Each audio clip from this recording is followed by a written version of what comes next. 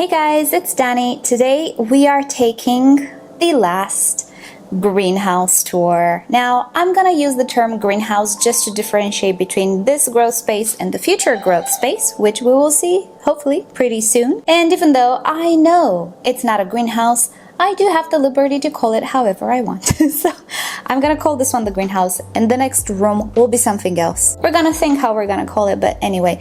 So yeah, you guys, I'm not moving tomorrow or anything. Hopefully by middle of July, we will be at our new house, so it's very soon. However, I need to start preparing, and I need to do a few things. I need to shower my orchids because they're very dusty. It's hot outside, they dry fast, so it's the perfect time to do so. And also because I started to see a few little thrips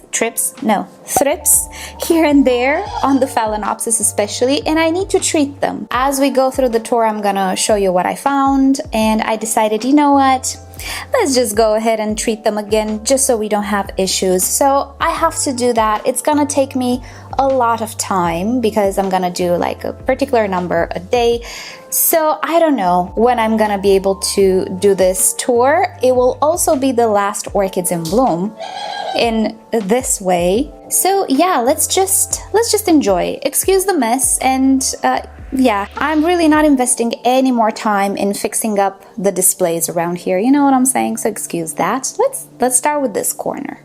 So here we have a little bit of a makeshift little stand for these orchids, which didn't really fit anywhere else, and some junk on the shelf there, but it doesn't matter. So here are my two remaining zygopetalums. The other ones were pretty much decimated by all sorts of bugs. And you know, when zygopetalums start to have all sorts of issues on their leaves, they kind of go bad. I can save this one, I'm gonna fix it, don't worry. But yeah, once they start to have issues on their leaves, all of the leaves fall. These two I have received and they survived and they're doing okay. That one has some mealybugs, but I'm gonna treat it. Everything will be okay. I'm also going to divide it, gonna keep only this section. But yeah, me and zygopetalums not the best of friends in this climate, but I'm doing pretty okay with them. You already know this Phalaenopsis orchid, which I corrected myself. I received it from a lovely viewer, and this is the ID tag, Annalorati, but I do think it is mislabeled. So I think it's one of the Leo's Angels, Leo's Berry, Leo's something. Most likely it does have that shape, has a beautiful mild fragrance, and I really, really love it. It's been in bloom for ages at this point. I really like it.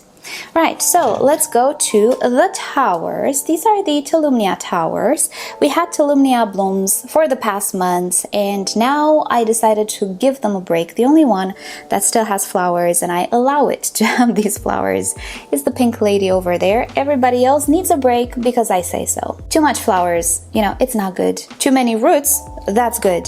Too much flowers? No. So here I have my Tolumnia orchids, and in this cabinet you will see some things that I'm trying to save. For example, I did a boo-boo with my Paphiopedilum venustum, and I wanted to repot it, and I massacred the other growths. I completely removed the new growth from the mother plant. Don't tell me why I did not save the mother plant. Brain fart moment, it happens. But yeah, I decided to save the brand new shoot, which you should never do. You should never remove the brand new shoot. It doesn't really have roots, but I'm trying to keep it in this little container with sphagnum moss and keep it moist or humid and aerated and try to promote some roots. What to do. Also here we can see some Callia orchids. These ones I received from Maya. This one, I cannot wait to see in bloom. I'm gonna show you a picture from Maya. This is Tropical Chip Fuji, and I received this one as a division. This is the first growth it produced, and I do see something in the sheath. I think you can tell there's a shadow there. Will buds sprout? I don't know, we're gonna see. But look how vigorous it is, and I will show you at some point the roots as well when I present it in a video if it blooms. She is so vigorous. This is a division. No or very minimal sitback, lots of roots. Maya said it's a super vigorous grower, so I believe her, and it blooms all the time.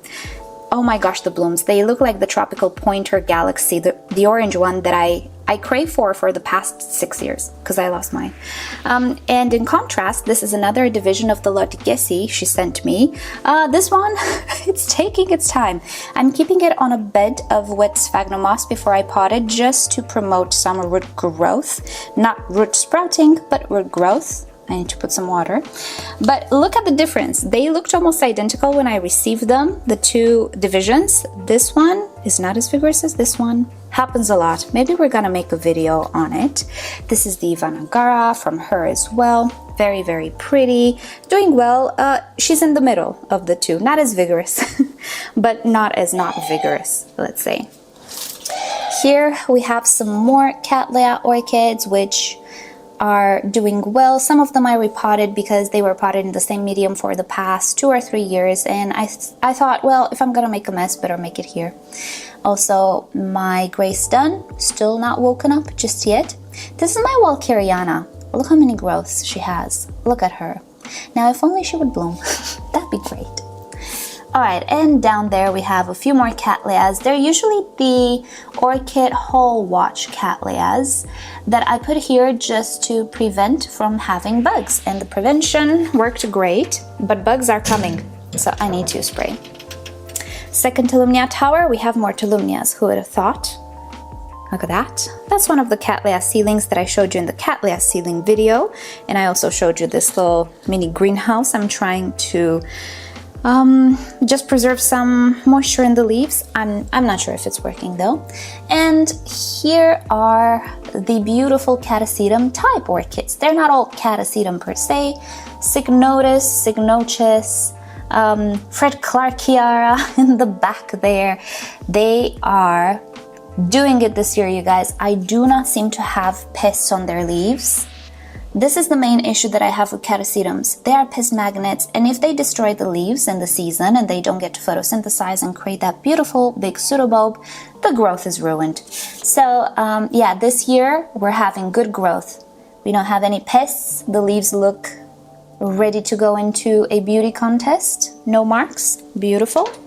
Let's move on to the Milsbo cabinet, which is very bright for whatever reason. Should we address it? Can we address it? All right, maybe I addressed it a little.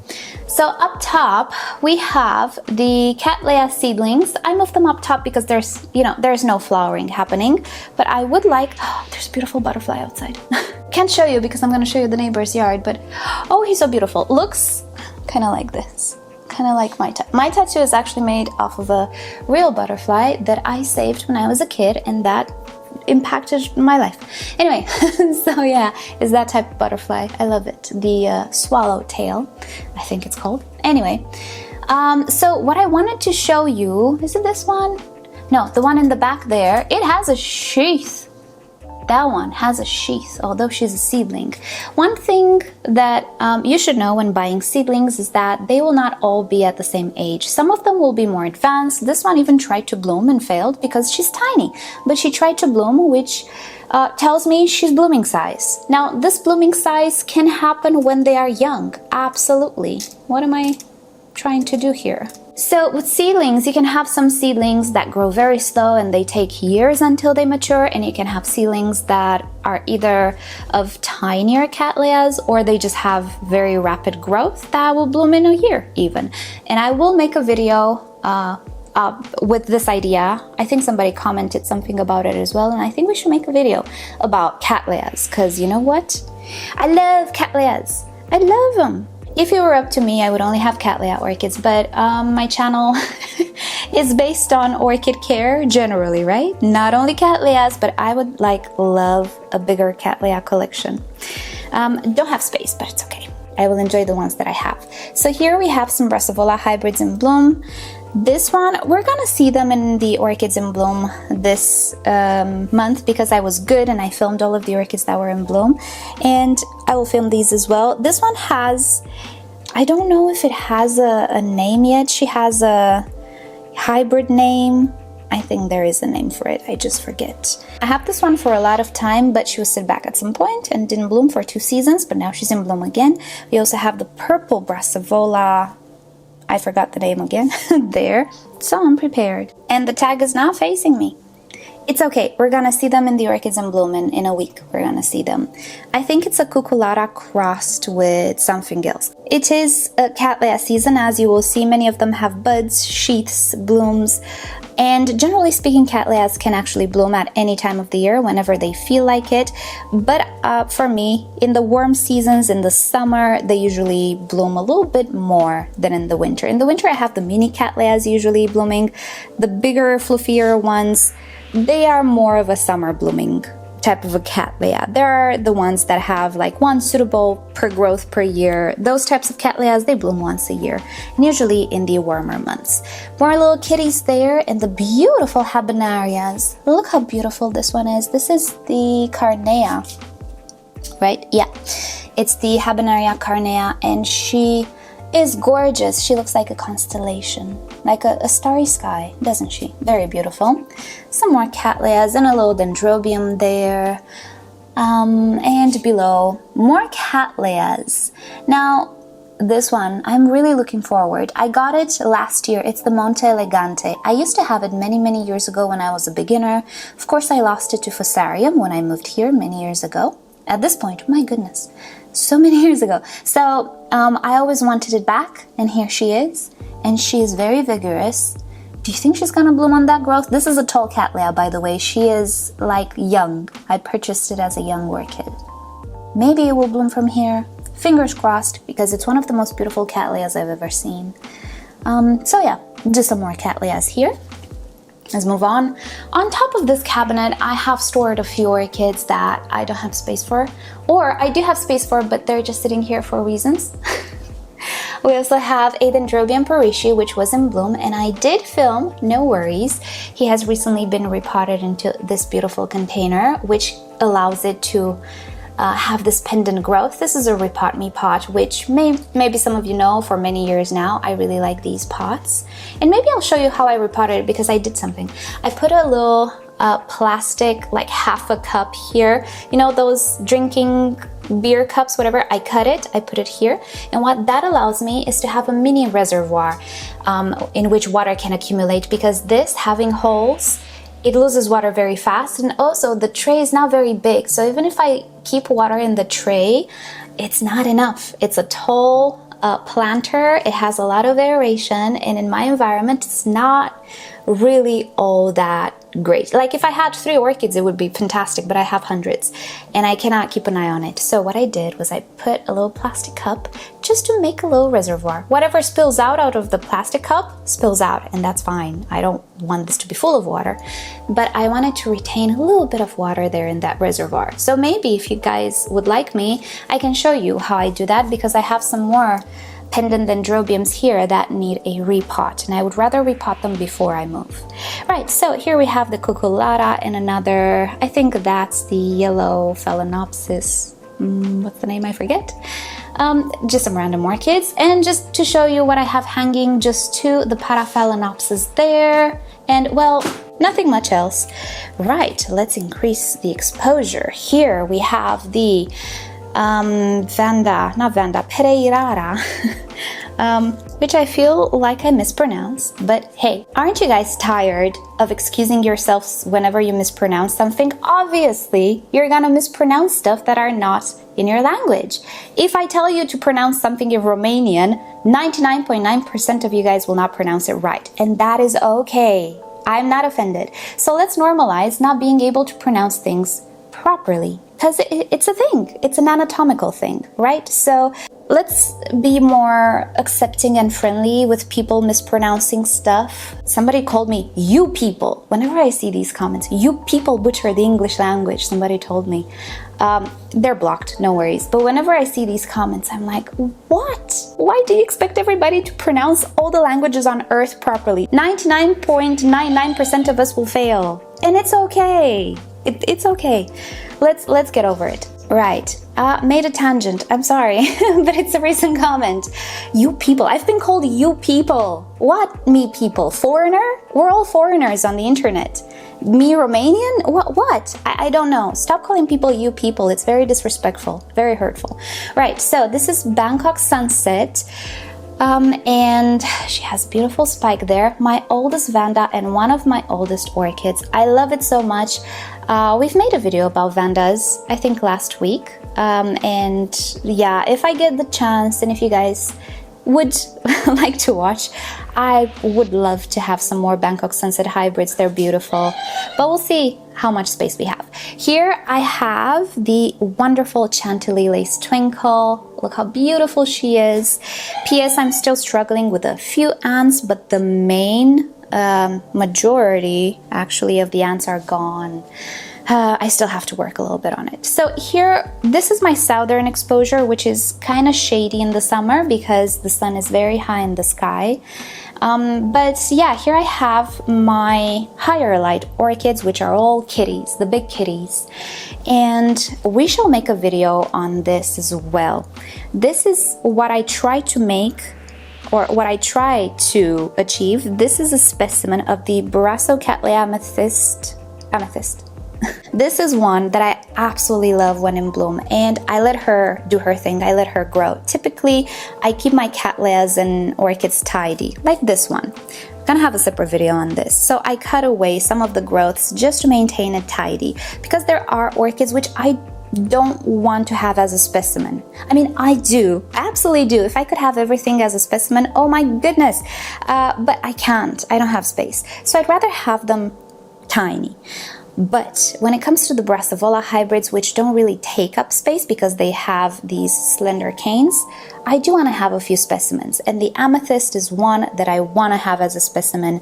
It has more and more growths each year. I have a few growths budding right now, and I have 5 new growths on the way. So each time we have more growths. This one I want to have as a big specimen, and she's gonna be like the centerpiece of my collection because I love it so much. But if we talk about something like this one I cannot have as a specimen because the rhizome are big, everything about it is big. You know, I'd rather keep that one tinier. If ever in my life, I will have more space for it, she will be a specimen because it's the amazing Thailand and I love it. But for now, no. But when it comes to the Brassavola hybrids, which are easier to make into specimens, yeah, I'm trying to have a few specimens. And as I was saying, we'll make a separate video. No worries. Right, so a few more kitties here, bigger Cattleyas, the Maxillaria tenuifolia. They're all here, and down below is my Phalaenopsis collection, which is flowerless. And she's flowerless because I cut all of the flowers this morning. I saw some thrips on some of these orchids, and the Phalaenopsis are some of the most affected orchids when it comes to thrips. I lost the crowns of some of these. You can see some have like 2 orchids inside. That's because mother plants have not died, but lost their crowns due to thrips. So what I need to do these days is I need to shower them just so they're not, you know, dirty and all, and they photosynthesize nicely. I will shower them and spray them with spinosad just to get rid of thrips, because I know if I see a few thrips, there are more. The only one with flowers is the little Zorro, because the flowers are just so nice. I'm gonna hang on to them just a little bit longer, just a little bit. But it's just so much easier to treat thrips without the flowers, because thrips can hide in the flowers, and their larvae actually hide in the buds and flowers, and that's not nice. So it's fine, I don't need the flowers. I've had them for a few months, I'm good. Now I need to treat all of my Phalaenopsis collection because they're very prone to thrips. Right, let us move on. So here we have a very dusty desk that I didn't get to, it's fine. I have my beautiful Thailand or Thai constellation Monstera and the other Monstera there. A few random orchids here, my ant Bates. And here we have another Cattleya shelf. Let's change angles. Alrighty, much better. So here we have some more of the tall Cattleyas. This is a Vittsjo shelf that I removed the middle bar. Here it would typically have another bar and a glass shelf on top. So I removed it. I put another one of those Ikea risers, shelf risers in the back. And I have a little bit of a ladder shelf type of a display here for my tall Cattleyas, that is. And here are some of my most prized possessions. I showed you a picture of this one. It's the Allegro. It's a very new orchid. I got it last year, so I'm not used to the name just yet, but this is the first flower. It's a first time bloomer. And look how beautiful she is. Oh my gosh. We're gonna see her, no worries, in the Orchids in Bloom. And here in the back, we have an oldie, but such a goldie. This is my Lottie Song Summer Beauty. And what a beauty she is. She's amazing. The flowers are flat, they're big. The color is the most beautiful lavender. The lip is light colored. It's not very fragrant. There is a very mild florally fragrance, not a whole lot, but she's one of my most beautiful Cattleya orchids and I adore it. And yes, she blooms in the summer, hence the name Lottie Song Summer Beauty, something? Right.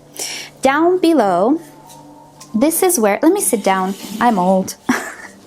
Right, so this is where I noticed the first thrips. I had some Dendrobium cuthbertonis here. They were decimated and it happened very fast. So this is where I discovered thrips and I thought, well, I'm just gonna spray a little leaf shine just to be sure. It's a small outbreak, no need to do anything. Well, no, this is where it started. It continued to the other shelf. But you can see the orchids here have shiny leaves. That's just the leaf shine, which I don't typically use. I don't care if my orchids have shiny leaves or not. But I do use when I have an outbreak of insects. I had an outbreak of thrips there on my Sidereia japonica, so that's why they're shiny here, you can see. But then I thought, you know what, just to be safe and sure, let's just treat with spinosad, because I still have, because you know, this is a patch, this just kills on contact, and you know, it's also a little risky because you can actually suffocate the leaves if you're not careful.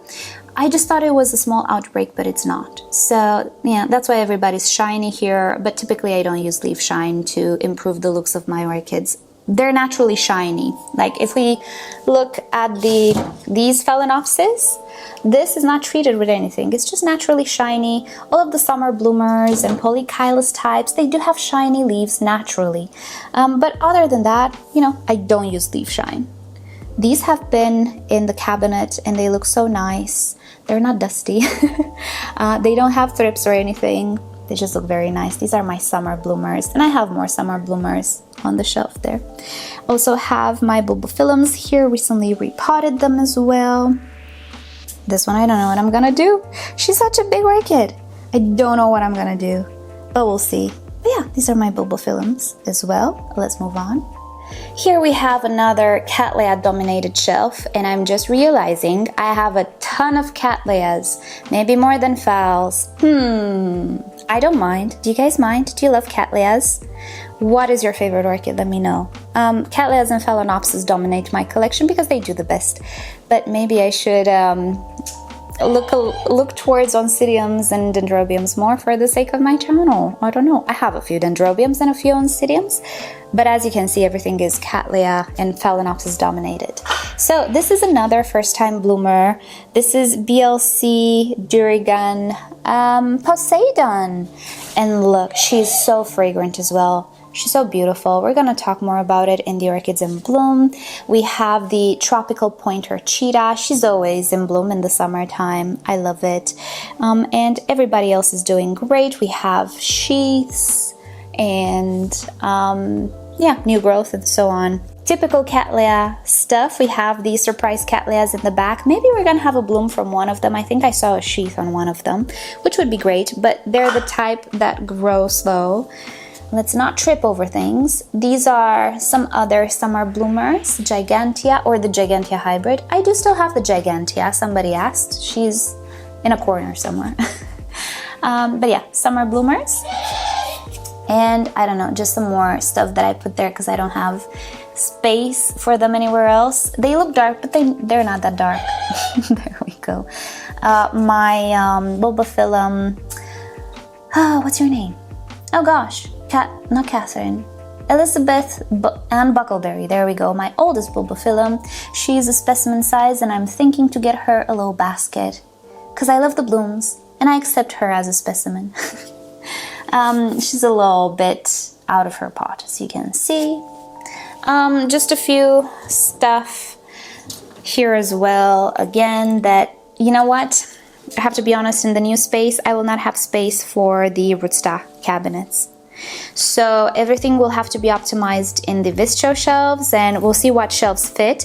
But these shelves, the Rudstas, they do not fit in that room because it's a fraction of the size of this room.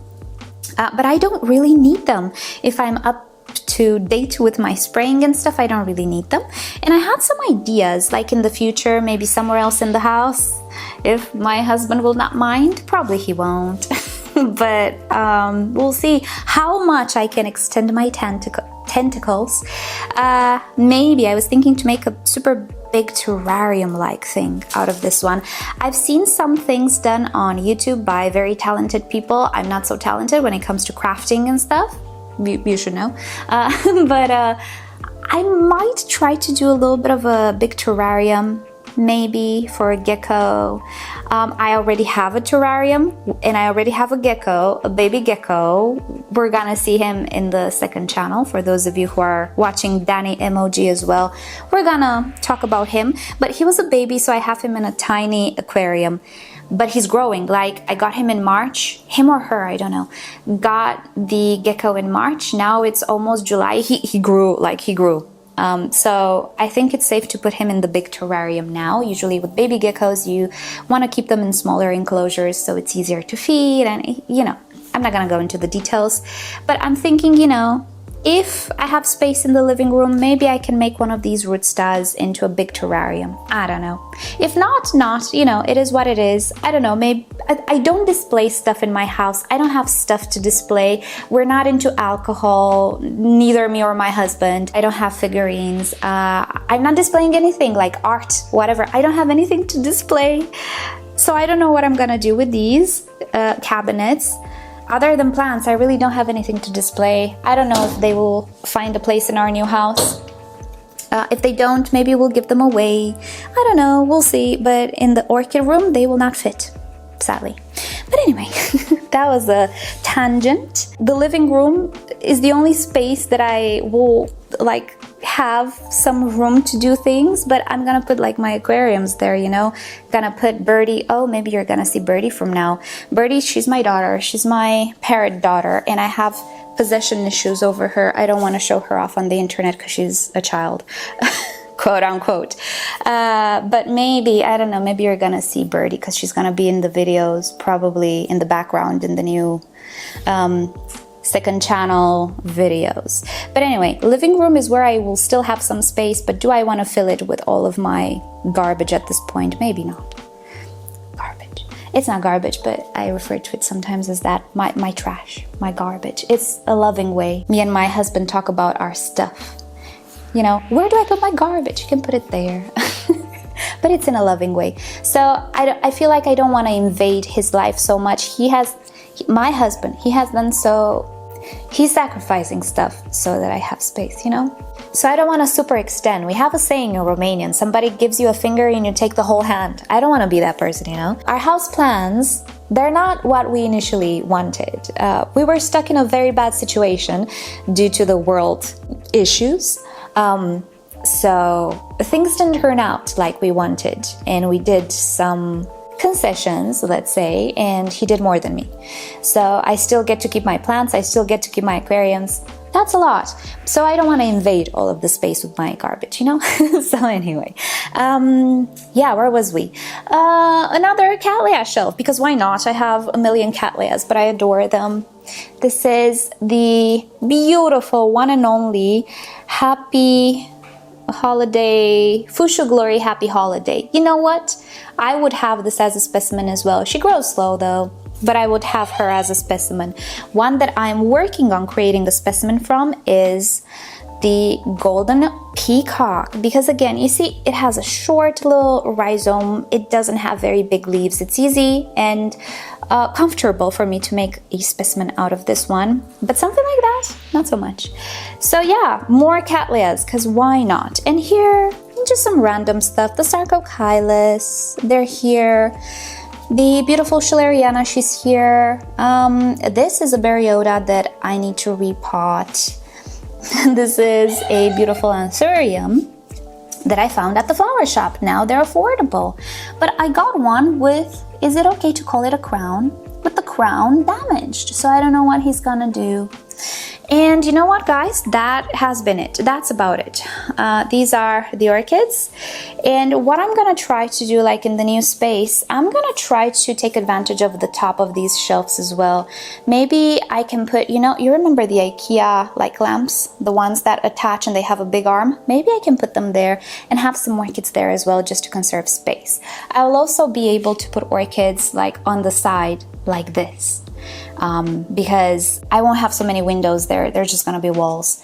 So I can do that. So in this way I can optimize my tiny little space a lot more, which will be very fun. So yeah, it's the way that I feel like I'm gonna compensate for the lack of the Rudstas and so on. You can see like there's unused space here.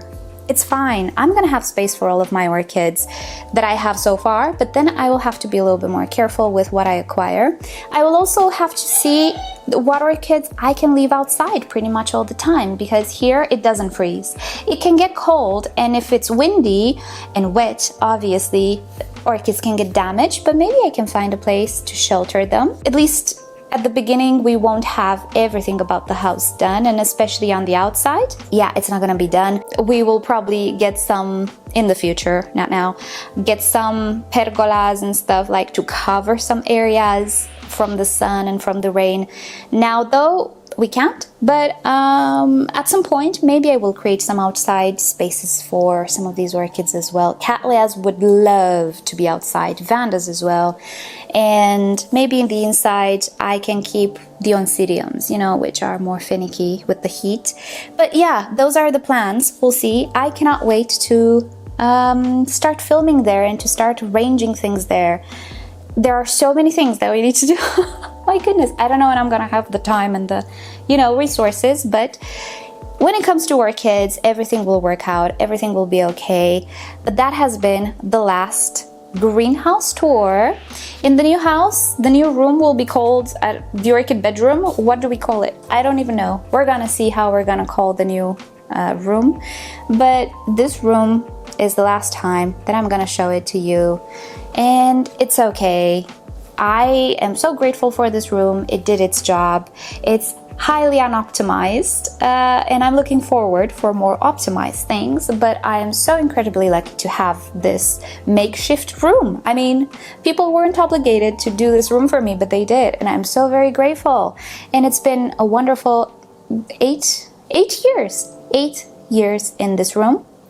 But now it is time to move on to, I would say bigger like environments, but no, they're gonna be very small. Move on to better adventures, let's put it like that, to new adventures, new interesting adventures. So I hope you guys enjoyed this little tour, and with that said, I hope you'll have a great day, and I'll see you next time. Again, next videos are not gonna be in the new space, but I'm gonna start to get ready at this point. So this room will not look like this. This is the last time I'm gonna see this room like this, because, oh brother, I need to treat all of the orchids. I need to unpot them, some of them, get rid of the ants. It's gonna be a whole mess. I need to pack, I need to do a lot of things. So I'm enjoying the last moments of peace, relative peace. It's not very peaceful. It's very noisy here. But anyway, so yeah, thank you guys so much for watching, and I hope you have a great day, and I'll see you next time. Bye.